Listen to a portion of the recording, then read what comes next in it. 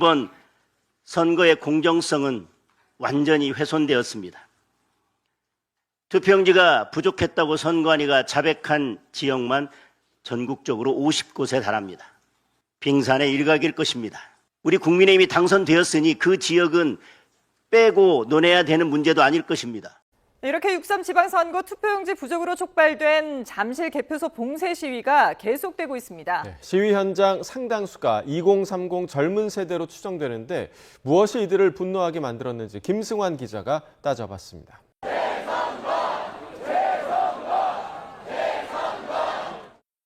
이번 선거 개표소로 사용된 서울 올림픽공원 핸드볼 경기장 주변에 시민 수천 명이 몰려들었습니다.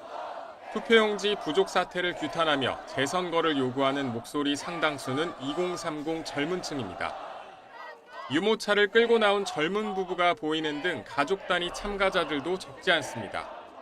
선동하지도 선동당하지도 말고 끝까지 평화를 지키며 문제를 해결하자는 안내문이 곳곳에 붙었습니다. 현장에는 부정선거 의혹을 꾸준히 제기해온 일부 참가자들도 있었지만 상당수는 자발적으로 모인 시민들이었습니다. 아니요, 상관없어요. 자유롭게 하도록 내꾸라고요. 아시겠어요? 아니요, 상관없어요. 젊은 사람들이 자주적으로 하잖아요, 지금. 잠실 쪽에 시위가 그렇습니다. 굉장히 좀 심해지고 있나요? 어떻게 돼요? 네, 그러니까 일단 주말 사이는 굉장히 컸죠? 맞습니다. 예. 잠실 제2투표소 투표용지 부족 사태. 뭐 사실 전국적으로 한 50군데가 됐다고 하지만 가장 상징적인 곳이잖아요.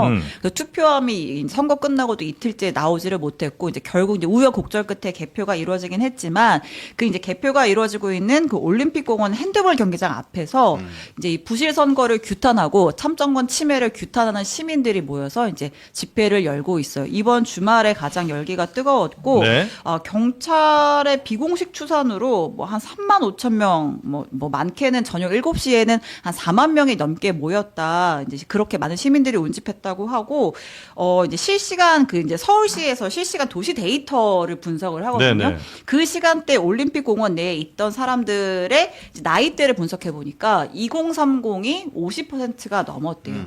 그래서 그 시위 현장을 봐도 좀 젊은 사람들의 모습이 많이 보이고 네. 이제 이른바 유모차를 끌고 나온 가족들의 모습도 많이 보이고 하더라고요. 네. 근데 사실 시위 초기에는 그 이제 개표소 현장 이런데 정치인들이 엄청 많이 갔었잖아요. 그래서 저희 막 황교안 대표 그 뛰어내린다 이거 보지 않았어요? 네네네네. 다시 한번 봐요? 잠깐 봐요? 잠깐만 볼게요. 아, 있어요? 네, 네. 또 있어요? 잡아서 올라갈게.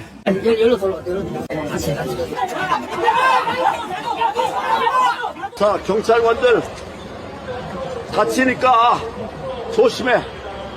내가 뛰어 내릴 겁니다. 조심해. 조심하세요. 변호사야. 잠깐만요. 변호사라고. 잠깐만요. 뭘 잡아? 왜 밀게 만들어 와?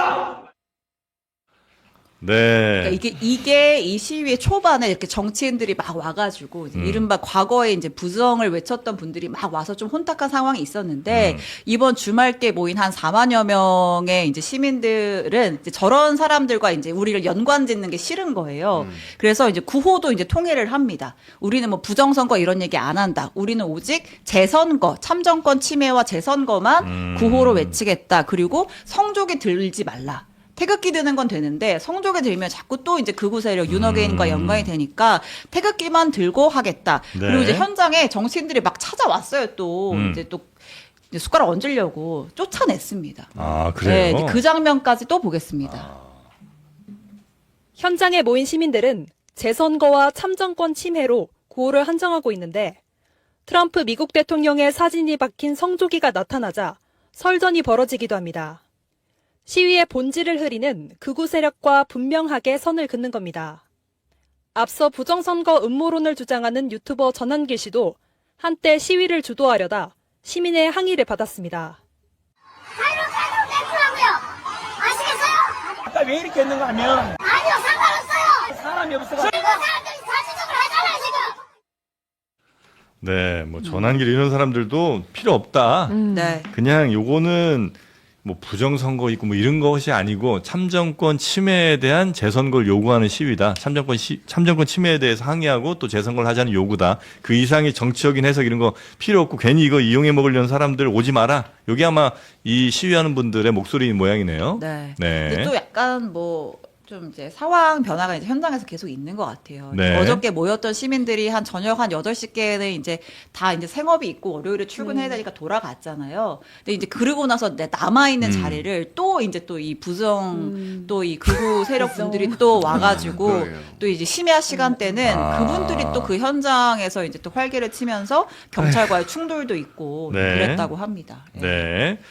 참 이렇게 뭔가 이렇게 크게 일이 일어날 때 옆에서 뭐라도 하나 또 먹으려는 사람들이 늘 있더라고요. 근데 요거는 원래 시위의 목적이 변질되지 않았으면 좋겠다 하는 생각이 좀 살짝 들기는 합니다. 그러니까 정치인들이 이런 데에 자꾸 이제 숟가락 얹으려고 하지 말고 그러니까. 아니면 이런 데를 뭐 부정선거 음모론자들이 이걸 오염시키거나 아니면 자기의 어떤 정치적 생명을 연장시키기 위해서 면피하기 위해서 이런 네. 상황을 이용하거나 이러지 말고 지금 사실 시민들은 굉장히 정당한 요구를 분출시키고 있는 거 아닙니까? 참정권 네. 침해에 대해서. 이거는 뭐 여야 정치적 색깔 상관없이 다 공감하고 있는 거잖아요. 그렇다면 이 재선거를 요구하고 있는 엄청난 에너지를 어떻게 생산적으로 수렴해서 지금 선관위가 감시받지 않는 권력이고 그리고 책임지지 않는 조직이 돼버렸잖아요. 그래서 엄청난 무능을 계속 보이고 있는데 이 선관위라는 조직을 대체 어떻게 해서 유능한 조직으로 공정한 선거관리라는 본연의 목적을 달성하는 조직으로 바꿀 것인지에 대한 좀 생산적인 논의가 국회 차원에서 있어야 되는데 지금 계속 정치적으로 이용을 하려고 하는 사람들이 호시탐탐 올림픽공원으로 가고 있는 것 같아요. 그러니까 저런 사람들이 꼭 그 시위하시는 분들 뒤에다 놓고 자기 셀카 찍으면서 마치 자기가 이야기하는 것들을 지지하는 사람들인 것처럼 네. 활용하는 경우들이 있죠. 저 참 걱정이에요. 저 장동혁 대표도 이용하고 있잖아요. 전면 재선거하자. 예. 전면.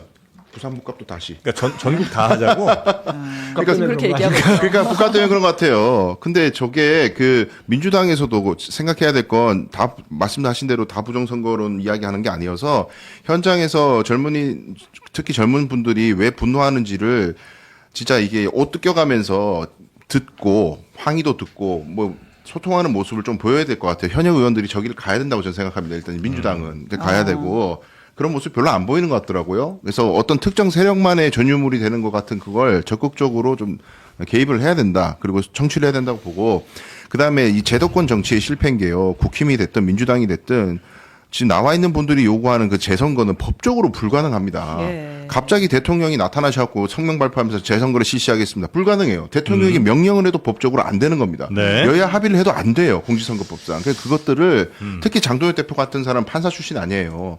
그러면 본인이 정리를 하려고 노력을 해야지 사회적 갈등을 더 부추기고 있잖아요. 그러니까 이런 것들을 정치권이 이건 여야 할 거 없이 하나가 돼가지고 사안도 정리하고 법적인 것도 설명하고 향후 대책 어떻게 할 건지 그렇게 이성적으로 대처해야 된다는 말씀드립니다. 저는 네. 그리고 이제 투표용지가 부족했다는 건 우리도 정말 너무 깜짝 놀랄 만한 네, 네, 일이잖아요. 네. 어떻게 이럴 수가 있었지? 50%밖에 준비를 안 했다고? 막 이제 이런 생각이 드는 거잖아요. 네. 근데 그 과정에서도 이게 하나둘씩 드러나면서 너무 충격적인 일들이 너무 많았었잖아요. 그래서 거기에 나가 있는 공무원들이 지금 투표용지가 30장밖에 안 남았다, 10장밖에 안 남았다 하는데도 그냥 되게 원론적인 얘기만 하면서 60%안 넘었으면 뭐 그대로 뭐 진행하세요 이런 얘기를 했다라든지 아니면 끝나고 나서 그냥 이거 잘못된 거 아니야. 국민들이 생각할 때는 어쨌든 잘못됐으니까 나 투표 못했으니까 나 다시 투표하게 해줘라는 게 재선거라는 거잖아요. 네. 근데 거기에서 사실은 재선거라는 거는 어떤 소송을 통해서 소송을 거쳐야죠. 법원에서 판단해서 하는 건데 그러면 이제 그런 과정을 잘 설명을 했으면 모르겠는데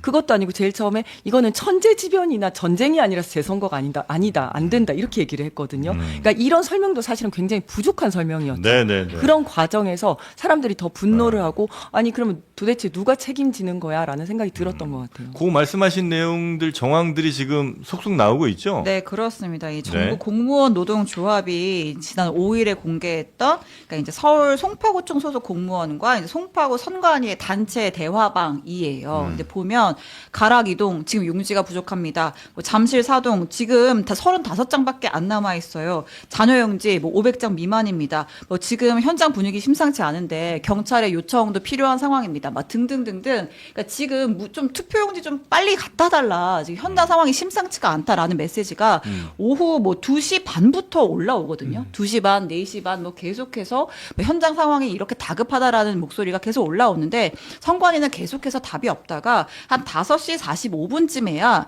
투표용지 이송 중입니다. 용지가 부족해 투표가 불가능할 거란 오해가 없길 바랍니다. 이런 원론적인 그리고 결과론적으로는 틀린 그런 공지 한마디 한 거 외에는 네. 답변이 없었어요.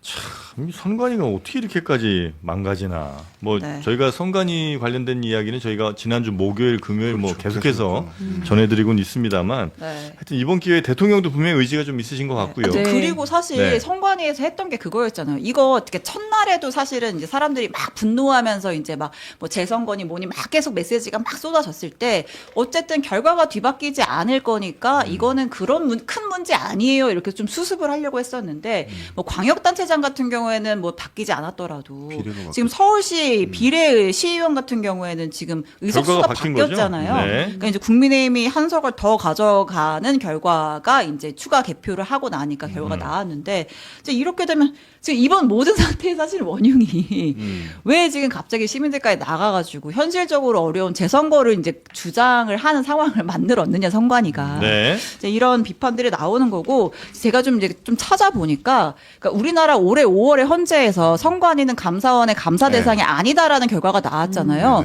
독립된 헌법 기관이기 때문에 그리고 뭐 국회 국정감사나 이런 거 다 받으니까 문제 없다라고 했는데 해외 사례를 보면 꼭 그렇지도 않더라고요. 그러니까 기본적으로는 뭐 이제 우리로 치면 행안부 산하에 소속돼서 네. 견제를 받고 하는 경우도 있고 아예 그냥 독립된 기관으로 존재하더라도 캐나다나 호주나 아예 외부 감사 기관을 통해서 외부 감사를 받고 감사 보고서를 공개하는 식으로 절차들이 다 있어요. 네. 제도가 다 있는데 우리나라만 거의 거의 노터치. 제일 노터치 무소불위의 권력이다. 네. 그리고 아까 말씀하실 때 이제 비례대표 시의원 같은 경우에는 그 안에 들어있는 투표함을 여니까 결과가 바뀌었다고 네, 했잖아요. 네, 네. 그렇다면 구의원 같은 경우에는 선거구가 더 작기 때문에 거기에서 투표하지 못하고 돌아간 사람들이 거기서 투표했다라는 결과가 바뀔 수도 있는 거거든요. 네. 그렇다면 이 부분에 대해서는 뭐 이제 선관위 소청을 거쳐야지 선거 소송을 할 수가 있는데 그 소송을 통해서 간다면 결과가 바뀔 수도 있었다라는 게 입증이 된다면 네. 무효 판결이 나올 수도 있습니다. 재선거 될 거예요. 거기는 아, 그래요? 이게 시장 선거 같은 경우는 6만 표 차이가 오세훈 후보와 정원 후보 사이 나기 때문에 이게 이제 지금 투표용지 부족 사태가 일어난 곳에 투표권 침해를 입은 분들의 수를 합해도 이제 뭐 몇천 명 수준이기 때문에 이제 그거는 결과가 바뀌었다고 보기 어려울지 몰라도 시의원 선거라든가 구의원 선거 같은 경우에는 워낙 소수로 당락이 바뀌기 때문에 이거는 결과가 바뀔 수 있었다라는 것만 입증해내면 네. 선거 소청이라든가 이제 선거 무효 소송을 통해서 충분히 재선거까지 이루어질 수 있는 사안입니다. 그럼 요거는 앞으로 뭐 몇 달 안에 분명히 뭔 일이 일어나겠군요. 네. 그럴 네. 것 같습니다. 실제로도 그 무효 판결 받아가지고 재선거 있었던 사례들이 있었거든요. 아, 그래요? 2000년도에도 있죠. 동대문 을에서 이긴 사람이 3표 차이로 이겼어요. 네. 근데 진 사람이 이제 그거를 무효 소송을 했었는데 이긴 사람이 14명을 위장 전입을 시킨 거예요. 아. 네, 그러면 3표 차이로 졌는데 이 사람 찍었더라면 이게 바꿀 수가 있었기 때문에 네. 무효 판결을 받았습니다. 그러니까 우리 신 기자님 말씀해 주셨던 그 부분 그 선관위를 이렇게 강력한 독립성을 보장했던 건 이승만 때 3.15 부정선거 때문에 이렇게 된 거란 말이죠. 네. 그 선거 관리하는 것을 정권이 가지고 있는 권력기관이 하게 되면 그 권력기관이 선거 관리를 주물럭주물럭하면 부정선거가 생긴다. 그러니 대통령도 터치할 수 없는 강력한 독립기구를 만들지 않으면 부정선거가 막아질 수가 없다라는 정신 때문에 헌법에서 보장을 해버린. 이게 개별 법률도 아니고 아예 헌법에서 강력한 지위를 보장해 줘버렸단 말이에요. 근데 시대가 많이 지나버렸어요. 그러면 이걸 갖다 근본적으로 바꾸려면 개헌을 해야 됩니다. 결국엔 개헌을 해서 중앙선거관리위원회의 지위를 격화시키지 않으면은 네. 이게 뭐 국회에서 뭐 한동훈 의원이 벌써 이제 감사원의 감사를 받게 하는 법률 발의하셨지만 네. 이게 헌법 개정 없이 그렇게 접근할 수 있는지는 또 법적인 논란이 있어요. 그러니까 빨리 이 부분도 개헌 논의를 해야 됩니다. 그 한동훈 의원이 그 선관위 개혁 관련된 3법 발의를 뭐 하겠다는 거죠? 네, 뭐 이렇게 3법이라고 본인이 명명을 한 건 아닌데 이제 네. 세 종류의 선관위 개혁 법안을 내놨어요. 뭐예요? 네, 일단 오늘 내놓은 거는 선관위원장이 대법관 겸직을 하고 있잖아요. 네. 그러니까 이제 사실상 대법원이라는 든든한 뒷배가 있어서 오히려 더 이런 문제들이 생기는 거다. 그래서 이런 그런 겸직을 못하게 하고 선관위원장 전임 상임 책임직으로 전환하는 법안 이제 오늘 냈고요. 비상임이니까. 네, 그게 있었고 그다음에 앞서 냈던 두 가지 법안은 말씀하신 내용, 그러니까 이제 중앙선관위에 대해서 외부 감사를 할 수 있도록 감사원법을 개정하는 법안을 발의를 했고요. 네. 두 번째가 그 선관위 직원들이 유독 휴가철 선거철만 되면 휴가 가잖아요. 네. 이렇게 속보이게 근데 휴가철에 아예 선거철에 아예 휴가 못 가게 하는. 네. 선거철, 휴가철 헷갈리면 안 됩니다. 이거까지 네. 법안으로 해야 될 정도가 네. 코미디 아니에요? 근데 제가 아는 선관위 직원한테 들은 얘기가 있는데 네. 그런 게 많이 퍼져 있대요. 그래서 휴직을 낸다는 거예요. 그러니까. 네, 그래서 몇 개월 이번에 뭐 대선 있고 지선 있고 다 차 있다 이러면 한 6개월 휴직을 낸다는 거예요. 아니, 이거 뭐 선관위가 왜 있는데. 그 얘기를 그러니까 선거 관리를 하라고 있는데 선거 때는 선거 휴가를 관리 가면- 그렇죠. 그때가 제일 가버리고. 바쁠 때인데 그때 안 아니, 하려고 뭐 한다고. 중국집 주방장이 점심시간에 딴 데 가서 밥 먹고 오겠다는 거잖아요, 지금. 딱 그 소리죠. 이런 거는 입법으로 해결할 수 있습니다. 법을 만들어서 이 휴가를 그 근로기준법이 보장하고 있는 연차권 아니에요? 네. 근데 모든 권리는 공공의 이익을 위해서 제한할 수 있는 거 아니에요. 네. 이런 건 법률적으로 만들어서 연차권을 제한할 수 시기나 이런 걸 특정해서 못하도록 이분들 아마 그럼 법적으로 해야 돼요. 헌법소원 낼 것 같은데. 아, 내겠죠. 내 휴가권을 내 왜- 맘마. 근데 변호하시려고 그런 거 어쩌스나. 변호하시려고 그런 거 아니죠? 변호하시려고. 헌법소원 내면 이제 선관위 변호하려고. 직원들 대리하고 있는 거 아니에요? 아이, 그런 거 참, 하려고. 그런 쓰레기는 아닙니다, 제가. 아니 근데 경찰 같은 경우에도 가포 비상이라고 하면 휴가 못 가게 하거든요. 예. 그러니까 정말로 뭐 북한에서 미사일 쏜다든지 아니면 진짜 중요한 일이 있다 막 이렇게 되면 네. 가포 비상을 내려가지고 예. 며칠 동안 휴가 다 금지를 시킵니다. 그리고 언제든지 동원할 수 있게. 선관위도 선거철에는 가포비상 내려가지고 휴가 못 가게. 그러니까 뭐 선거철 아. 전체를 할 수는 없겠지만 예. 언제부터 언제까지는 휴가 못 간다 뭐 이런 걸 할 수는 있겠죠. 예. 거의 뭐 가족 기업이니까, 여기 또. 네, 그러니까. 아, 자, 네. 그리고. 네, 이따 이재명 대통령이 이제 국회에다가 조속히 국정조사를 추진하는 것이 좋겠다 이렇게 주문을 했고요. 네. 또 행정부 차원에서도 진상규명을 위한 모든 수단을 동원하겠다. 이제 수사의 필요성이 있다라는 얘기를 하신 거죠. 네. 검경 합수본 구성을 지시를 했습니다. 자, 그리고. 더 이상 자정 능력에 기댈 때는 아니다라는 아니다. 거고. 예, 맞아요. 네, 네. 그리고 사실은 그 이제 선거 소청 내려고 해도 유권자 또는 후보 당사자가 내는 그렇죠. 거잖아요. 맞아요. 관련해서 오늘 정호덕 캠프의 김영남 대변인이 민주당이 이 재선거 소청을 제기해야 된다 이런 얘기를 또 했더라고요. 근데 이거 당이 하는 거가 아니고 사실 당은 자격이 없어요. 후보자가 하는 본인이 거죠. 하는 거예요. 아, 잠깐 확인해봐야 될 것 같은데 제가 알기로는 정당도 가능하거든요. 아, 정당 정당? 선거인 후보자라고 제가 비례인 확인을 경우에는 했는데 정당이 될 수도 있을 것 같은데. 선거 하여튼 정당이 소송. 하거나 아니면 이제 개인이 하거나 둘 중에 하나 분명히 해야 되는 네, 건데. 네, 네. 정당이 하는 건 비례 때문에 그런 거 아닐까요? 비례 아, 정당 그럴 수도 투표니까. 있겠네요. 예. 자, 하여튼 그거는 저희가 한번 찾아보고요. 일단 제가 찾아본 공직선거법에서는 선거소총은 유권자나 후보자 등이 선거일로부터 14일 이내에 관할 선관위를 상대로 선거 효력에 이의를 주장한다. 이렇게 되어 있긴 한데 네. 일단 이제 민주당 이제 정원호 후보 측에서 재선거를 좀 요구하는 목소리가 하나가 있다라는 거고 반대로 이제 오세훈 당선인은 재선거에 이제 제도 이제 꺼내지는 않고 있죠. 어쨌든 선관위의 선거 관리가 부실했던 건 맞는데 이거는 이제 선관위에 대한 국정조사를 통해서 해결되어야 될 문제다 이렇게 얘기를 하는 거고 네. 그리고 이제 사실 또 당내에서 장동혁 대표는 첫날 재선거 했다가 또 오세훈 후보 이기니까 갑자기 좀 조용했다가 지금 다시 재선거 하고 있잖아요. 전면 재선거. 지금 전면. 아 심지어 여기는 문제된 지역구만 재선거가 아니고 전면. 전국 단위 재선거를 주장하고 있어요. 싹 다. 요건 잠깐 들어볼게요. 이번 선거의 공정성은 완전히 훼손되었습니다. 투표용지가 부족했다고 선관위가 자백한 지역만 전국적으로 50곳에 달합니다. 빙산의 일각일 것입니다. 우리 국민의힘이 당선되었으니 그 지역은 빼고 논해야 되는 문제도 아닐 것입니다. 선한 정당. 네. 네.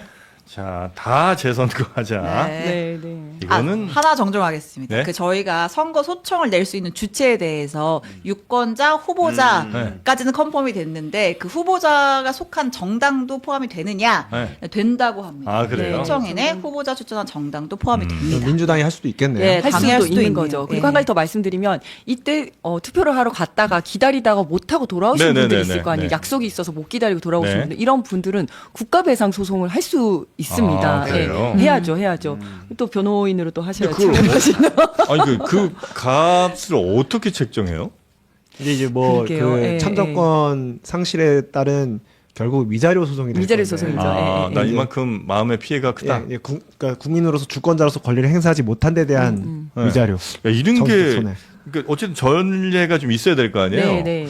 와, 있나 모르겠네. 근데 없어요. 없죠. 없는데 저는 해야 된다고 해야 봐요. 되고요. 그러니까 그래서 이 국가기관이 어쨌든 뭐 고의는 아니겠지만 고의 등 과실로 인해서 이런 그 유권자들에게 손해를 끼친 거잖아요. 네, 이런 네, 부분에 네, 대해서는 야 이랬다가는 큰일 난다라는 네, 좀 알겠습니다. 네, 장동혁 대표의 이 재선거 주장은 진짜 이 선거 관리 부실에 대한 이 깊은 빡침으로 인한 거예요? 아니면 이제 본인의 자리를 유지하려면 뭔가 계속해서 이 밀고 갈 구호가 있어야 되잖아요. 다 알면서 왜 물어봐요? 상황이니까. 다 아시잖아요. 이것에 대해서는 저희들끼리의 어떤 컨센서스가 이미 있는 게 아닌가. 뻔한 거 아닙니까? 저는 장동혁 대표가 이제 저렇게 주장을 하는데 본인의 이번 지방선거 아까 민주당이 좀 어쨌든 생각만큼 압승하지 못했잖아요. 그래서 내부적으로도 자성이 있는 것으로 알고 있는데 국민의힘은 어쨌든 저희는 패배한 거거든요. 부산시장도 내줬고. 그래서 장동혁 대표가 서울시장 얘기할 수가 없는 게 서울시장은 장동혁 프리존으로 했기 때문에 가능했던 승리고. 그런 상황에서 자기가 스스로 서울 부산시장 선거가 진퇴 바로미터라고 얘기를 했는데 갑자기 그럼 진퇴 어떻게 할 거냐 물어보면 올림픽 공원을 바라봐라 이렇게 얘기하면 아 이분의 의도가 너무 빤히 보이지 않습니까? 이런 의도들 때문에 이렇게 국민들의 어떻게 보면 신성한 저항권 행사한 거 행동들 이런 것들이 정치적으로 오염이 되는 거예요. 네네네. 그게 안타깝습니다. 서로 다 아니까요. 넘어갈까요? 아마 보시는 분들 다 아실 것 같고요.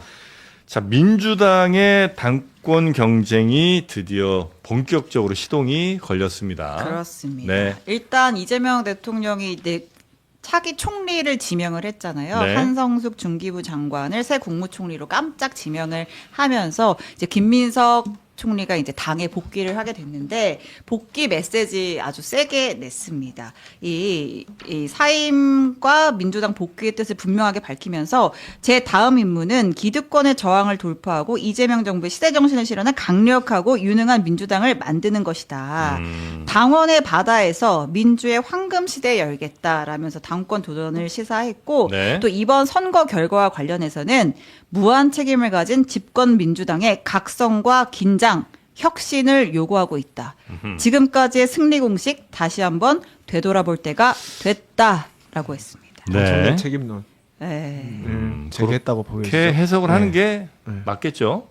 그렇겠죠. 그렇죠. 예. 그러니까 왜냐하면 이제 정청래 네. 대표는 본인이 연임하겠다, 연임에 나오겠다라는 네, 말씀은 네. 안 하셨지만 예. 일단 모두가 나올 거라고 생각을 하고 있는 거잖아요. 그렇다면 결국 이게 다 선거 전략이지 않겠습니까? 도전하는 사람들은 아 정청래가 잘 못했다라고 주장을 해야지 자기에게 새로운 기회가 오는 거고 네. 또 이제 정청래 대표 입장에서는 이 정도면 잘했다, 내가 이러이러한 성과가 있다라고 또 주장을 해야 되는 거니까 저는 당연한 수순으로 보입니다. 네. 그게 선거 한참 전에서부터 어느 정도 세력들이 서로 갈린 거 보이기 시작했죠, 사실. 보였죠? 네, 네. 예. 아니라고 그렇게 또 얘기들을 하셔가지고 그런가요? 예. 승리는 지금 그런 거 아니라고 뭐 그런 갈등 없다 뭐 갈등 합당 때부터 난리 났었는데 왜 그래요? 합당 논의 그러니까 때부터. 참 네. 보이는데도 전혀 없다고 또 얘기하시는 분들이 많아서 그러나 뭐 일단 이제 전당대회 국면으로 들어선 건 네. 확실한 것 같고 네. 그래서 김민석 전 총리는 이제 확실히 당대표를 출마하겠다는 의지를 보여준 거고 네. 또 어떤 분들이 있습니까? 그리고 역시 당권 주자로 꼽히는 송영길 전 대표. 사실 이번 선거 국면에서도 지도부 향해서 쓴소리 많이 했었잖아요. 지금 네. 전북에 힘 뺄 때냐 막 이런 얘기도 했었고 뭐 김관영 지사 관련돼서 또 이제 김관영이나 이원택이나 둘 다 민주당 후보다 이런 얘기도 했었고 지금 뭐 서울이 중요한데 거기 가서 힘 빼고 있다 이런 얘기도 했었고 하여튼 그런데 출마할지는 모르겠어요. 뭐 일단 정청래 대표의 거취를 보고 자기도 판단하겠다라는 메시지를 내긴 했는데 어제 그 5.18 민주묘지 참배 후에 그 정 대표 향한 비판 목소리 한 번 더 냈거든요. 네. 잠깐 들어볼게요. 당대표가 있고 정청래 대표가 후원회장까지 맡았는데 뭘 지원을 했습니까, 당에서? 당에서 뭘 지원했냐라고 아주 강력한 목소리를 좀 냈습니다. 대체적으로 그러면 뭐 정청래 그다음에 김민석, 송영길 이렇게 이제 우리가 나눠서 본다면 네. 정청래 당대표 쪽에는 당연히 지금 현재 뭐 당 주류라고 할 수 있는 사람들이 대체로 정청래 대표의 편에 있다 이렇게 좀 보면 될까요? 근데 저는 이제 정청래 대표에 대해서 이야기할 때 항상 하는 얘기가 개파 없는 정치인이다라는 이야기를 좀 하거든요. 정청래 대표가 정청래 대표의 개파가 누군지는 사실 잘 모르겠어요. 아하. 친청이 그래서 없다. 친청은 주로 이제 당원들한테는 인기가 많은 걸로 네. 알고 있습니다. 네. 그런데 그 친청이라고 이렇게 내세울 만한 손에 꼽을 만한 그 의원들은 사실은 잘 모르겠어요. 이지은 대변인 말고 이지은 말고 이지은은 친청 맞아요. 저는 친청이라기보다는 같은 마포에 있다 보니까 아, 그래요? 마포 남매라고 이제 얘기를 하는데 예. 그 부분은 정청래 대표가 오히려 정치적으로 조금 부끄러워해야 할 부분이죠.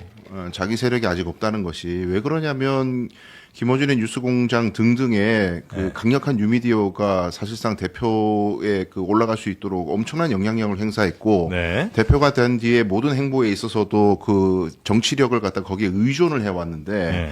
그런데 현역 의원들 중에서는 그다지 그렇게 자기 사람으로 꼽을 수 있는 만한 사람이 별로 없다. 네. 그러면 아직까지도 거의 대부분은 정치력을 뉴미디어에 의존하고 있다는 겁니다. 당대표 임기 내내 당대표를 했는데도 자기 세력을 만들지 못했다는 건데 세력이라는 게 꼭 대통령이 있는데 어떻게 자기 세력을 만들어 뭐 그렇게 비난할 건 아니고요. 정청래 대표가 하는 당대표로서의 직무 수행을 긍정적으로 평가하는 현역 의원들이 별로 없다고 보는 것이 정확한 평가라고 봐요. 저는 저렇게 생각하진 않는데요. 저는 네네네. 반대를 하는데 왜냐하면 지난번 전당대회 작년 8월에 있었잖아요. 그때 이제 그 박찬대 후보의 경우에는 지지하는 의원들을 쭉 이제 순위를 매기듯이 이렇게 쭉 세웠었죠. 사실은 예. 그게 그 우리 선거 세칙에 위반되는 겁니다. 이렇게 의원들이 국회의원들이 이렇게 단체로 그렇게 누군가를 지지 못하게 돼 있거든요. 근데 그렇게 다 지지를 했었어요. 그런데 정청래 대표는 그렇게 하지 않았어요. 근데 근데 61점 몇으로 거의 2배 더블 스코어 비슷하게 해서 이겼단 말이에요. 이거는 그때는 아직도 20대 1이 남아 있었는데도 불구하고 의원들이 20배의 표가치를 가지고 있었음에도 불구하고 압도적인 당원들이 이제 지지가 있었기 때문에 그게 가능했던 거거든요. 네. 근데 지금까지 이제 개파 정치를 우리가 타파해야 된다라고 하는 이유는 나를 일 잘한다고 생각하는 의원이 없다 뭐 이제 이런 뜻이 아니라 개파 정치는 주로 이제 줄을 세우고 너 내 편에 오면 내가 너에게 공천 주겠어라는 그 뜻에서 이제 그것이 바람직하지 못하다는 뜻에서 개파 정치를 타파해야 된다라고 이야기를 하는 거고 이제 그런 정치를 전혀 하지 않은 거죠. 근데 지방선거 공천에 대한 평가는 매우 부정적이잖아요. 호남에서. 결국에 호남에서 있었던 공천이 정청래 자기 사람 챙기다가 이렇게 된 거 아니냐는 부정적 평가도 있지 않습니까? 그거는 이제 그쪽에서 주장을 하는 거고요. 그쪽 어디? 이제 그 김관영 후보가 그렇게 주장을 하는 거고요. 아니 그 호남에 있는 민심이 정청래 대표에게 비토 심리가 강한 것이 그런 거잖아요. 기초부터 시작해서 다 그런 다 비판을 경선을 듣잖아요. 했죠. 다 경선을 했죠.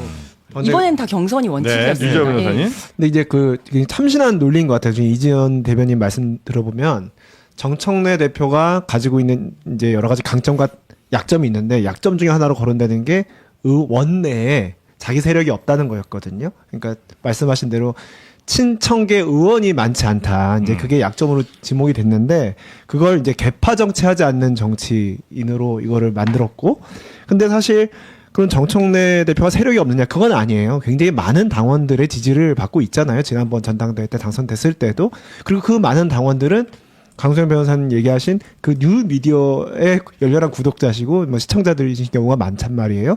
그렇게 보면 정청래 대표가 비록 원내 의원들 사이에 개파 정치는 하지 않더라도 뉴미디어와 손잡고 개파 정치는 하고 있는 게 아닌가라고 얘기를 그게 제 그러니까 말이에요. 개파라는 것을 어떻게 보냐에 따라서 해석이 달라질 수가 있는데 아니면 혹시 그런 건 아니에요? 그러니까 정청래 대표가 본인이 가장 위에 있는 그러니까 어떤 세력 가운데 가장 위에 있는 사람이 아니고 이른바 친문이라고 하는 과거 민주당의 가장 주류인 사람 중에 그냥 대표 선수 한 명 정도의 의미이기 때문에 어떻게 보면 더 뒤에 더 큰 개파가 있다고 볼 수 그러니까 있겠네요. 친청이라고 할 만한 사람들이 없는 것이고 그냥 친문 중에 원 오브 댐인 것이고 그래서 그러니까 정청래 대표의 개파가 없는 건 아니에요 혹시?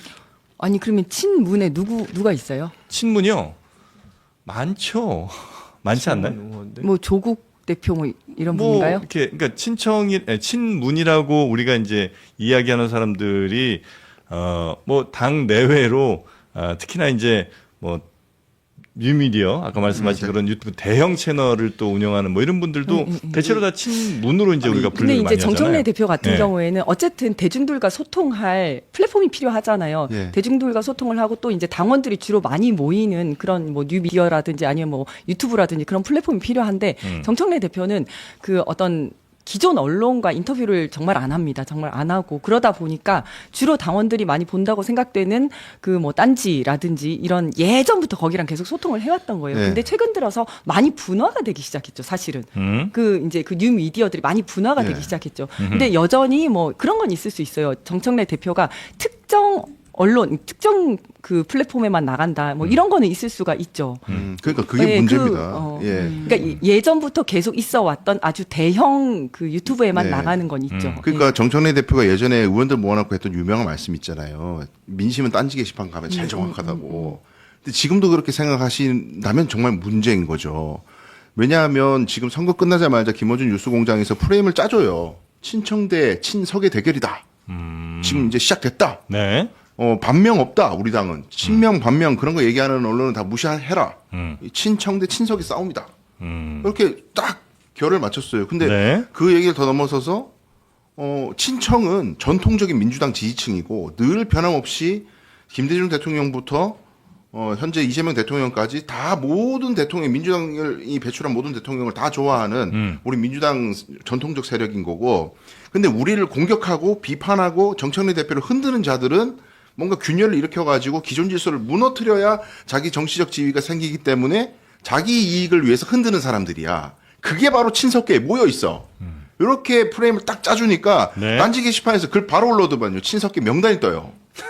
자랑스럽게 제 이름 올라가 있더라고요. 아, 친석계예요? 있어요. 자랑스러웠어요. 네, 아주 자랑스럽게. 그러니까 제가 당에 대해서 민주당 이렇게 하면 안 된다. 이렇게 가면 민주당 미래가 어둡다. 청년 세대 흡수 못하는 거 어렵다. 조국이 우리 당에 들어오면 그런 문제가 생길 수 있다. 이런 비판을 하면 저 비판하는 이유는 내용은 불필요하고 저런 주장하는 건 친석계이기 때문이야. 다 정치적 이해관계 때문에 저러는 거야라고 싹 싸잡는 프레임 완벽하게 만들어놨습니다. 이런 게 문제라는 거예요. 지금 알겠습니다. 전당대회 앞두고. 하여튼 그래서 지금 저희가 앞으로- 막 뭐, 네.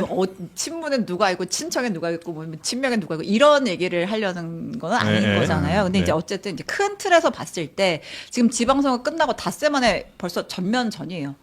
시작된 거예요. 지금 네. 시작이 된 거고. 굉장히 센 워딩들도 왔다 갔다 하는 것 예, 같은데요. 일단 네. 이 이제 지방선거의 책임을 누가 지는 것이냐 책임론이 커다란 담론이 하나가 있는 거잖아요. 그럼 일단 이번 지방선거에 대한 평가부터 해야겠죠. 이긴 거야, 진 거야. 정청래 대표 같은 경우에는 서울 같은 거는 아프지만 이건 이긴 선거다라고 평가를 했어요. 근데 조금 전에 지금 이재명 대통령 기자회견 조금 전에 이제 끝난 것 같은데 거기서 이제 이번 지방선거에 대한 평가가 나왔습니다. 6.3 지방선거 이겨야 하는 곳을 졌다면 최소한 성공은 아니다. 대통령의 워딩이에요? 예. 아. 이번 지방선거 결과를 보고 나도 상태가 좋지 않았다. 결론은 뭐 나의 부족함이다. 이렇게 얘기했지만 대통령이 봤을 때 이번 지방선거 최소한 성공은 아니다. 이렇게 코멘트가 있었던 겁니다. 네, 그리고 그 오늘 나온 속보죠. 이현주 최고위원. 이현주 최고위원은 뭐 누가 뭐래도 반정이잖아요. 하긴 한데 어쨌든 최고위원직을 내려놨어요. 지방선거 결과를 마주하면서 민주당 최고위원으로서 무거운 책임감 통감한다. 그러니까 본인이 선거가 졌잖아. 선거진 지도부가 어떻게 자리 보존할 수 있어? 나 사퇴 하면서 화살이 정청래는 이렇게 가는 거죠. 이제 그런 흐름으로 이제 뭐 이제 정청래 지도부도 책임을 져야 되는 거 아니냐 그 일환으로 이제 이현주 최고가 사퇴를 한 것 같고 네. 물론 이제 반대도 있습니다. 그러니까 뭐 예를 들면서 뭐 윤준병 의원 그다음에 뭐 이분도 사실 친청계로 분류되죠. 뭐 이성윤 의원 같은 경우에는 선거 기간 동안 무소속 김관영을 옹호했던 송영길 비롯한 사람들 다 해당 행위하고 했던 거 아니냐. 해당 행위요? 그렇죠. 왜냐하면 김관영은 민주당의 후보가 아니었는데 무소속이었는데 그 사람 대놓고 지지해? 그거는 해당 행위지. 다 이거 정청래 지도부 흔들려고 했던 거고 이제 와서 선거 패배의 책임도 다 정청래한테 떠넘기는 거 아니야. 이제 이렇게 또 비판을 하고 있는 거예요. 송영길 의원을 그러니까 실명 저격한 거예요? 네, 윤준병 의원이 송영길 전 대표 겨누서 이적행위 해당 행위자. 이렇게. 이적행위. 봐봐요. 이거 지금 되게 네. 흥미롭습니다. 이제 전당대회에 대한 프레임을 친석 대 친명으로 친석 대 친청으로 짰잖아요. 네?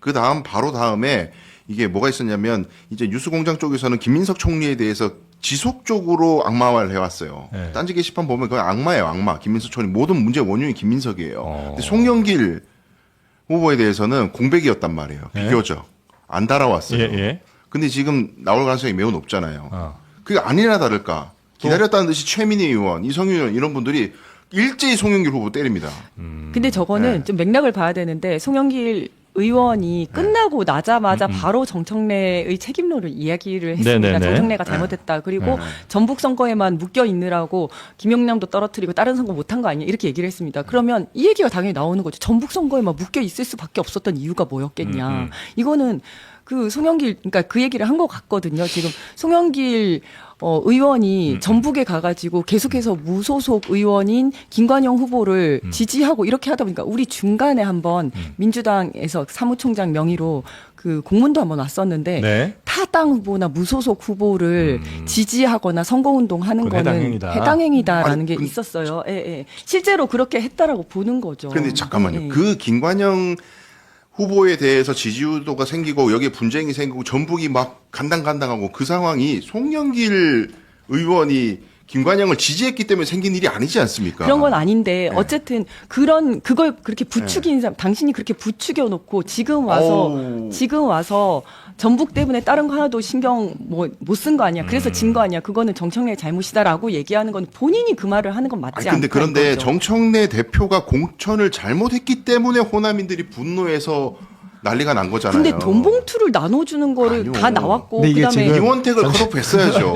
임원택 같이 날렸어요. 아니죠. 왜냐하면 제3자적 입장에서. 그거는 아직 나오질 않았잖아요. 그거는 그 도의원 날렸지 않습니까? 진술로도 안 나왔잖아요. 근데 이게 지금 이렇게 그 민주당 8월 전당대회가 진행되는 과정을 보면 저는 송영길 전 대표도 출마를 할 것으로 예상이 돼요.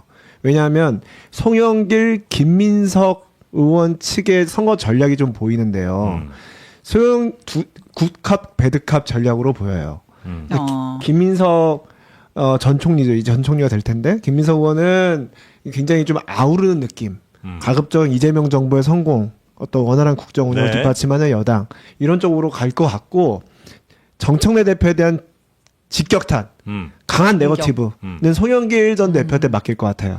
그래서 이 둘이 굿캅, 배드캅 전략으로 가져가서 최대한 외연을 키워놓은 다음에 결정적일 때 이제 단일화를 하거나 이거 결선 투표 있나요 민주당도? 있어요. 있습니다. 그러면 예, 결선 예. 투표를 통해서 이제 정리가 되거나 이제 그런 식으로 가는 전략이 아닐까 싶은데 저는 굉장히 훌륭한 전략인 것 같아요. 아니, 한참 저 긴장감 높아지는데 약간 빈 빼는 느낌이었어요. 근데 아니 너무 이게 또 맨날 원래 류재 변호사가 이쪽에서 얻어먹고 저쪽에서 얻어먹다가 오늘 두 분이 설전을 벌이니까 너무 아니 이 새로운 역할을 어떻게 부응해야 될지 알아요. 알겠습니다. 자, 그리고 또 김용 예, 그러니까 의원도. 이제 김용 전 부원장은 누가 뭐래도 이제 이재명 대통령의 최측근이잖아요. 네. 이번 선거에 대해서 전략 실패와 부재의 무거운 책임은 마땅히 당대표를 비롯한 지도부가 온몸으로 통감하고 짊어져야 한다.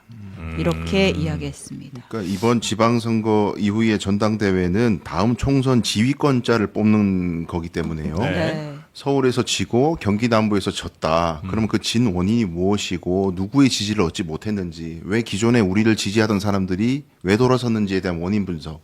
거기에 정청래 대표가 했던 이끌어왔던 모습에서 그 원인이 연결이 되느냐. 그걸 보고 당원들이 다음 총선에서 의석수가 줄어들면 개헌도 물 건너가는 거고요. 제가 보기에는 개헌이 꼭 뭐 의석수로 밀어붙이는 건 아니지만 국민 투표를 해야 되기 때문에 총선에서 민주당 의석수가 준다는 것은 국민적 지지가 준다는 거예요. 그러면 이재명 대통령 임기 안에 개헌이 안 된다는 얘기가 되고요. 네. 그러니까 여러모로 이재명 대통령의 국정 동력에 많은 것들을 상실시킬 수 있는 결과가 되기 때문에 그래서 당원들이 심사숙고해서 결정해야 되는데 제가 계속 우려하는 바는 그런 건 다 증발되고 새 싸움을 하려고 한다는 겁니다.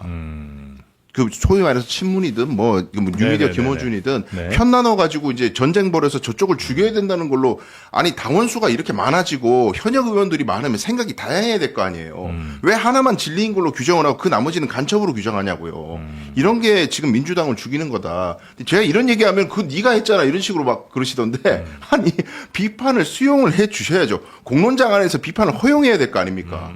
허용을 안 하잖아요, 지금. 현역 의원들조차도 비판하면은 그런 식으로 하다가는 민주당에서 정치하기 어렵다는 얘기를 한다잖아요. 네. 이 민주당이 어쩌다 이렇게 됐냐고요. 그러니까 지금 이제 당대표 전당대회는 당연히 이제 세력과 세력에 또 뜻 맞는 사람들 아니면 같은 가치를 지향하는 사람들끼리의 뭐 치열한 다툼이 될 수 있을 것 같아요. 뭐 당연히 있을 수 있을 것 맞습니다. 같고. 그리고 저는 예. 근데 그게 네. 뭐 김호주 씨 얘기대로 친석 대 친청의 대결이에요? 아니면 친명 대 친문의 대결이에요? 저는 지금 이제 예를 들어 김용, 김민석 뭐 이런 분들 얘기는 나오는 거 보면 친명인 것 같고 그다음에 뭐 청이라고 하지만 사실은 말씀하신 것처럼 청에 정청래에 누군가 없다면 그냥 친문인 것 같은데 그러니까 친문 대 친명의 대결 아닌가? 이런 생각이 들긴 하는데 혹시 어떻게 어떤 세력과 어떤 세력의 결전으로 보시는지. 저는 이제 아까 강수현 변호사님 말씀하실 때 그 김어준 씨가 이런 얘기 했다 그랬잖아요. 이거는 친명과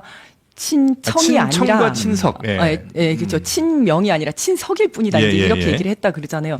저는 친명이 아니라는 거에 대해서는 공감을 합니다. 그러니까 친명이 아니다. 왜냐하면 민주당에서는 친명 아닌 사람이 아무도 없어요. 진심으로. 그리고 지금 대통령 지지율이 오늘 좀 빠지긴 했지만 어쨌든 대통령 지지율이 이렇게 높고 민주당 지지율보다도 높고 그런데 누가 나는 친명 아니고 난 친청이에요. 누가 그렇게 얘기를 하겠어요. 그리고 실제로 정청래 대표도 굉장한 친명이고 그렇기 때문에 친명은 아니고 그렇다면 친명과 친청으로 이렇게 갈라서 굳이 나는 친명이요 하려는 사람들의 의도는 있다라는 거죠.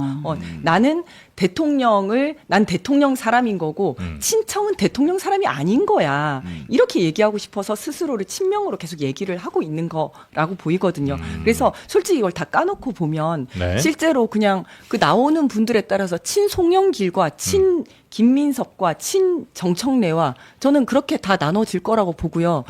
오늘 하나 말씀드리면 우원식 의장님도 나오실 수 있을 것 같습니다. 당대표로? 저는 나오실 수 있을 것 같다는 생각을 조금 합니다. 그래요? 네.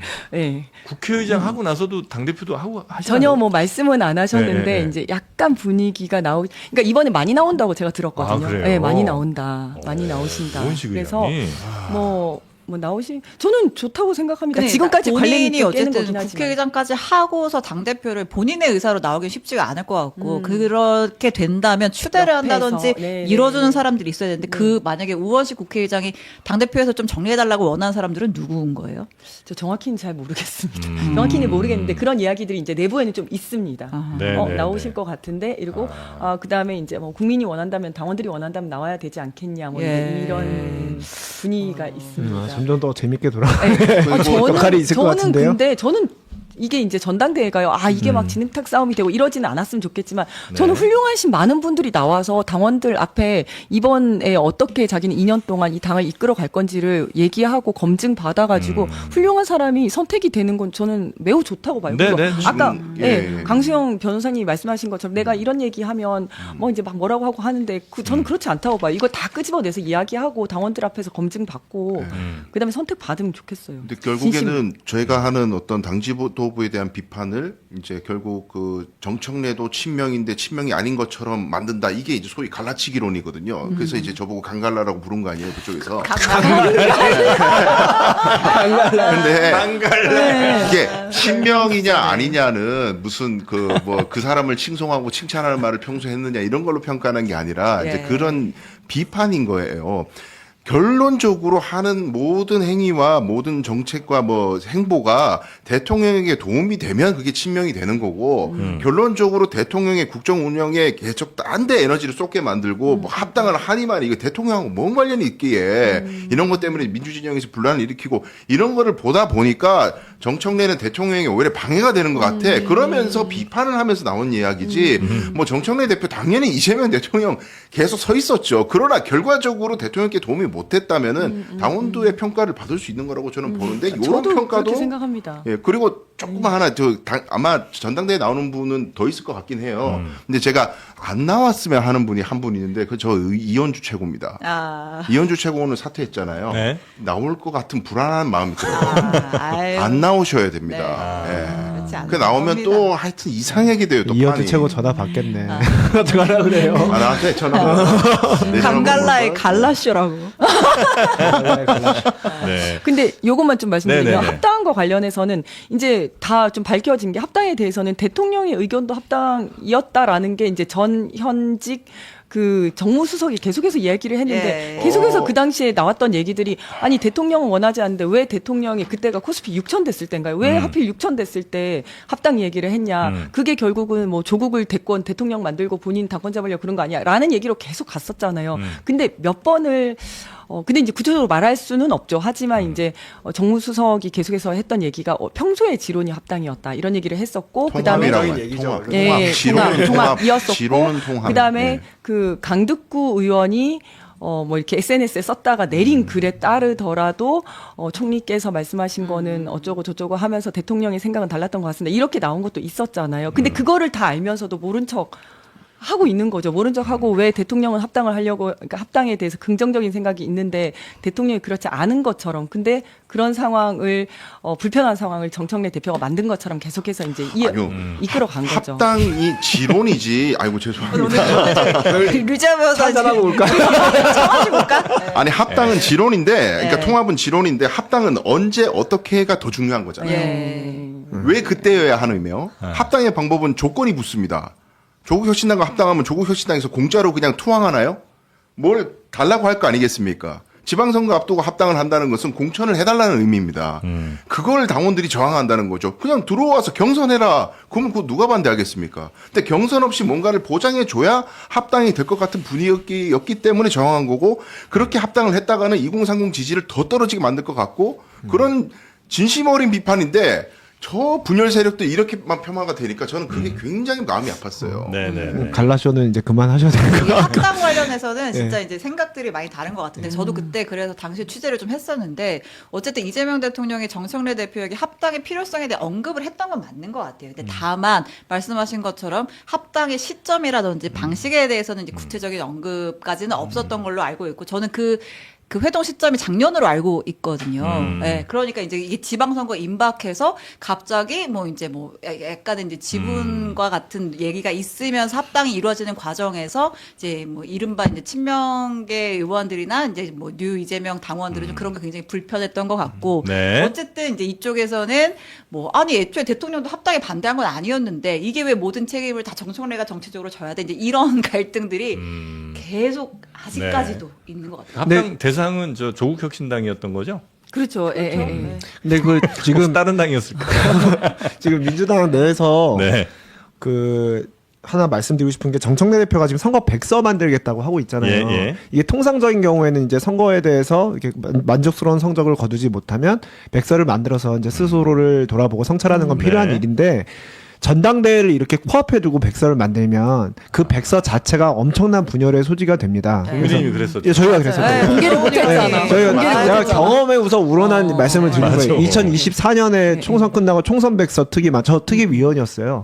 근데 그때 조정훈 특위위원장 했는데 이제 그때 이걸 누구 책임으로 몰고 가느냐에 따라서 굉장히 그것 때문에 난리가 났었거든요. 그 백서 지금 공개됐어요? 공개됐습니다. 됐어요? 공개도 굉장히 밋밋하게 돼요. 내용이 중요한 게 아니에요. 그냥 그 백서를 쓴다는 것 자체.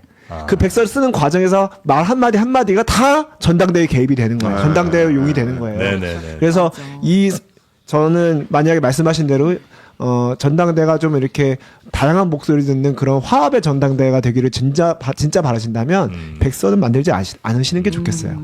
쓰는 것 자체가 굉장한 분란의 또 요인이 될 100% 그렇게 것이다. 됩니다. 네, 알겠습니다. 경험에서 우러나. 아무튼 정청래 대표는 연임에 도전을 할 것 같고 네. 분위기는 심상치가 않고 마지막으로 국민의힘 장동혁 대표도 계속 자리 보전하는 겁니까? 요거 하나 듣고 마무리. 저는 안 될 거라 생각해요. 자리 보전이 이미 안 된다. 지방선거 전에 장동혁 대표 리더십은 끝이 난 상태고 네. 부산 북갑선거에서 한동훈 대표가 당선되면서 그냥 종지부가 찍혔다 이렇게 생각을 하고 심지어 지금 원내대표 선거 하잖아요. 네. 근데 원내대표 선거 결과에 따라서 좀 달라질 수 있지 않겠냐 하는데 전 생각이 다릅니다. 지금 뭐 그나마 굉장히 친윤 성향의 의원이라고 평가되는 정점식 의원이 원내대표가 되더라도 장도혁 대표는 저는 물러나야 할 처지에 있을 거라고 생각해요. 이미 당내 주류가 장도혁 대표를 용도 폐기했어요. 아, 용도 폐기. 제가 우리 방송 첫날에 네. 말씀드렸잖아요. 머리에 쌈장을 바를 필요가 있습니다. 너무 웰빙이야. 선거 때까지 참았잖아요. 선거 질까봐.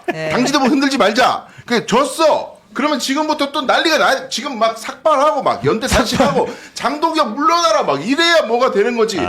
천하태평이에요, 천하태평. 근데 삭발한 사람들 다 졌어요. 그러니까 박민식, 박형준, 오잖아요. 삭발하고 김영환, 윗머리에다가 쌈장 바르고 아니, 그러니까 그렇게 해서- 자기 이익을 위해선 머리를 미는데 당의 미래를 위해서 왜 안 미냐 이겁니다. 다 같이 아니, 근데 연대해가지고 투쟁하라 이거예요. 장동혁 대표가 안 나가겠다고 버티면 방법이 있어요? 최고위원 4명 사퇴하면 물러나야 되는데 안 물러나죠. 아니요, 안 물러나지 않을 것 같아요. 김민수 물러나요? 안 물러나지. 지금 4명이 예를 들어서 뭐 신동욱 최고도 있는데. 신동욱 그래도 최고가 신동욱이 과연 안 캐스팅 물러날 못하잖아요. 거라고 네. 뭐 장담할 수 있을까요? 그러니까 줄여요, 싹 장담. 물러나는 그 경우 아니면 버티면 끝까지 갈 수 아니, 있는 거예요? 물러나도 버틸 수 있는 거 뭐 조항 그때 만들지 않았어요? 아니요, 그건 아닙니다. 그러니까 네. 물러나는 그러니까 지방선거 출마를 위해서 물러나는 거는 물러나는 게 아니다. 뭐 이런 조항을 만들었죠. 그러니까 최고위원들이 물러나도 그건 물러나는 거 물러나는 게 아니다. 아니다. 그건 이제 네. 선거 때 한정. 그렇죠, 그렇죠. 김재원 최고 때문에 그때 예, 그게 예. 만들어졌었죠. 네, 알겠습니다. 하여튼 보십시오. 예, 정리가 될 겁니다. 국민의힘은 정리될 거다. 안 그러면 당으로서 존속하기가 네. 힘들어요. 정리되고 나서 한동훈 복당하는 거예요? 그거는 이제 또 다른 문제예요. 신당 하세요, 신당. 그건 또 다른 문제예요. 안 돼. 신당. 신당 일단 하세요. 당대표의 리더십은 이미 끝났기 때문에 그거는 어떻게든 정리가 될 텐데 그 네. 이후 한동훈 의원을 복당시키느냐는 또다시 당내의 어떤 여론을 봐야 될 것 같습니다. 네, 하여튼 뭐 국민의힘도 민주당도 균형을 좀 잘 찾아가길 바라겠고요. 그 균형 우리 몸에도 필요합니다. 네, 완전 균형 영양식 유케어가 있지 않겠습니까? 네, 남녀노소 누구나 식사 대용으로 드셔도 괜찮고요. 요거 하나 드시면 하루에 영양분이 아주 골고루 다 들어 있습니다. 네, 여기 이제 그 우리 마케도레 대표가 어머님이 식사를 잘 못 하시는 것 때문에 이렇게 또 만드셨다고 그래요. 효심이 그냥 그대로 느껴집니다. 네, 이거 보시면 우리 몸에 필요한 뭐 단백질이나 뭐 비타민 뭐 이런 것들 마그네슘, 아연, 무기질들, 식이섬유들 다 들어 있어서 다른 거 안 드셔도 되지만 특히나 이제 아침에 좀 번거롭고 바쁘고 막 이렇게 나가야 되는데 뭐 챙겨 먹기 힘들잖아요. 요거 하나 딱 챙겨 드시면 되겠습니다. 정말 맛도 있네요. 예, 약간 미숫가루 같은 느낌 좀 있죠. 식약처의 까다로운 기준을 모두 통과해야만 붙일 수 있는 이름 완전 균형 영양식 마켓 오래오래 건강하시라고 마켓 오래 유케어가 준비했습니다. 두 박스 48팩에 35% 할인 중에 있으니까 식사 대용으로 유케어 든든하게 챙겨 드시고요. 운동하시는 분들께도 살 안 찌고 좋습니다. 네, 저희도 같이 챙겨 먹도록 하겠습니다. 오늘 함께 해주신 세 분 대단히 재밌었고요. 네. 어떻게 우리 이지은 대변인님이랑 강수영 변호사 괜찮으시죠? 네. 어떻게 되게 둘이 친하다고. 아니 뭐 원하시면 따로 내보내드릴 수도 있습니다. 네, 영 불편하시면. 원래 가해자랑 피해자랑 이렇게 대질하고 나면 따로따로 내보내거든요. 가해자예요? 아니. 그런 뜻이 아니라, 그러니까 사이가 이렇게 그러면, 네, 그렇거든요. 그 생각이 갑자기 나네요. 밖에 나가서 계속 싸울까봐. 네. 난 누나 좋아해요. 제가 누나예요? 누나예요? 나도 놀랬어. 누나 맞아? 누나예요? 한참 누나예요. 한참 누나. 네, 저 8호의 누나. 8호예요? 8호예요? 8호예요. 최 부장님하고 아마. 8호예요. 네, 죄송합니다. 네, 여러분들. 여러분들 미안하겠습니다. 많이 놀라셨네. 알겠습니다. 자, 세 분 조심히 들어가시고요. 다음 주에 봬요. 고맙습니다. 감사합니다. 네.